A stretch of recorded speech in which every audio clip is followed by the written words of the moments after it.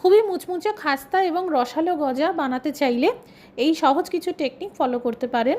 500 গ্রাম ময়দাতে 2 চামচ চিনি, 4 চা চামচ গুঁড়ো দুধ, সামান্য আধা গুঁড়ো মৌরি দানা, আধা চা চামচ খাবার সোডা দিয়ে দিন। খাবার সোডা বেশি দেবেন না, নাহলে গজা ফেটে যেতে পারে। সব কিছু ভালো করে মিশিয়ে নিয়ে 1/4 কাপ তেলের ময়ান দিয়ে দিন। একসাথে ময়ান দেবেন না, অল্প করে তেল বা ঘি ছড়িয়ে এইভাবে মেখে নিতে থাকুন। মুঠো করে দেখে নিন, এরকম টাইট বাইন্ডিং হলে বুঝবেন ময়ানের পরিমাণ ঠিক আছে।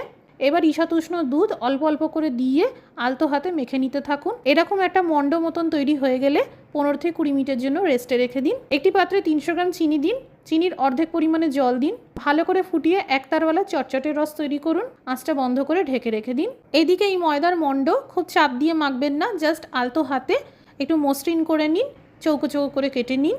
একদম কম আছে গজাগুলো ভালো করে ভেজে নিয়ে তেল ঝরিয়ে তুলে নিন। খেয়াল রাখবেন চিনির রস যেন গরম থাকে। একে একে সব গজাগুলো চিনির রসে কোটিং করে নিন।